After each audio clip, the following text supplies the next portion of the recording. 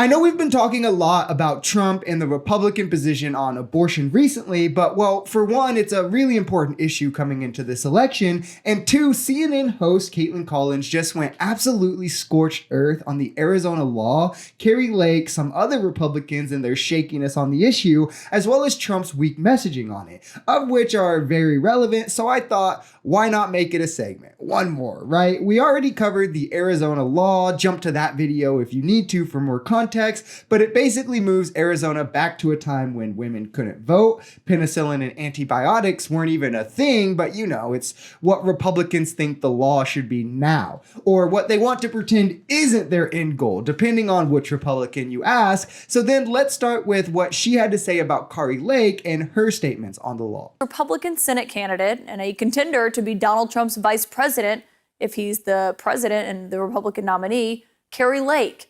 She rushed out a statement and it reads in quote, in part, and I'm quoting her now, "I oppose today's ruling." But that statement requires a lot of context, given it wasn't that long ago that she said this about the very law that is set to go into effect.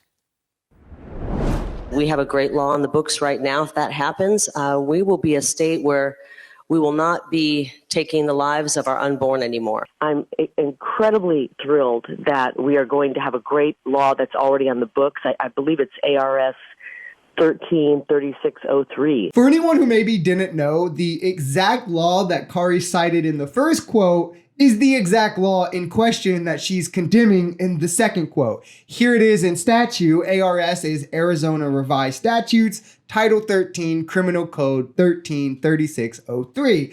Exactly the one she said she supported. And then now, because optically it's a bad move, she's saying it doesn't. It's a far cry from the statement that she's now releasing just because of what Trump's saying, because of this outrage. It further really highlights this innate willingness to lie and save face that we see in the entire Republican Party. It's whatever will garner votes. It starts with Trump, but the buck definitely doesn't end with him there. I mean, with Trump, it's pretty obvious too, but this is pretty black and white. And Kari Lake is far from the other one, only one. So let's keep going. Republican Congressman Juan Ciscomani has gone from saying, quote, "I applaud the Supreme Court's decision to overturn Roe versus Wade," to calling today's ruling a disaster for women. Of course, the overturning of Roe versus Wade paved the way for what happened today. At the state level, Republican State Representative Matt Gress says today's, quote, "ruling cannot stand." But it was just last year that he was pushing a bill to declare fetuses as people, which obviously would make abortion illegal. Here's also something that's interesting in light of today's decision. Arizona's former Republican governor, Doug Ducey, added 2 seats in a successful effort to stack the state's Supreme Court. In all, he appointed 5 of the 7 justices who ruled today. Doug Ducey said what happened today is not his preferred outcome. But remember this, the 15-week law that he did sign, which he said today he believed would be a better option, included this specific language, not to repeal by implication or otherwise the very 1864 law that will soon go into effect. You can't be the guy who says, let's throw it to the states, and then when people are mad because of their lack of freedoms at the hands of the states, say, blame the states, not me. History shows when you throw it to the states will take some people's freedoms. Some states will, at least. Slavery, gay marriage, now abortion, where IVF is coming under attack. Women can't even get fertilization treatment. States like Arizona banning it such that procedures that clear out miscarriages or prevent infections in the case of a fatal fetal anomaly cannot be carried out without the doctor fearing legal repercussions. This puts women who have these things happen to them in direct danger. It's more than just about the abortion procedure itself. State Republican lawmakers, far-right pundits, they're going after surrogacy as well. So it's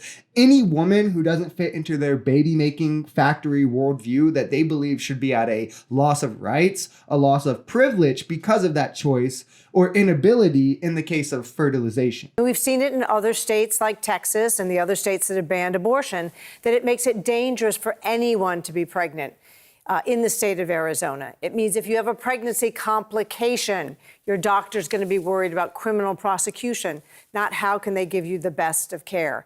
So it is very, very, very significant, a horrible decision today from the Supreme Court of Arizona. And the biggest point to focus on here is this is a bill that was passed when women had no say in if it was good for society or not as lawmakers or even as voters. Penicillin, antibiotics, or even abortion itself. Well, the first two weren't even around, period, and abortion procedures were nowhere near the advancements they are now. So you can see how maybe the need for a law like this could change after 2 centuries. I don't know, I guess a century and a half. Oh God, maybe it hasn't reached too long. Who knows? And the thought that this will be the law of the land for women in that state, it's really sickening. It's akin to Texas and Alabama, the way that we've seen this trickle down and affect others. Luckily, Arizona has 11 electoral seats. If women get out and vote for their rights, their reproductive freedoms, this could be a devastating move for Republican control. And it's seeming like abortion itself will make its way onto the ballot in the state, which history has shown that when it does, women's freedom, women's choice, women's reproductive rights tend to win out and win big. If you enjoyed this video, we're Social Society. We're a commentary channel influenced by politics, society, and the economy. We are pretty left-leaning on this channel, but we're open to our right-wingers as well. The biggest thing here is having conversations that get everyone to the bottom of the truth. If that sounds like something that could interest you, consider smashing that subscribe button, leaving us a like, or even commenting on this video. We even have memberships available as low as $3 if you'd like to support, because the only way we become a society is together.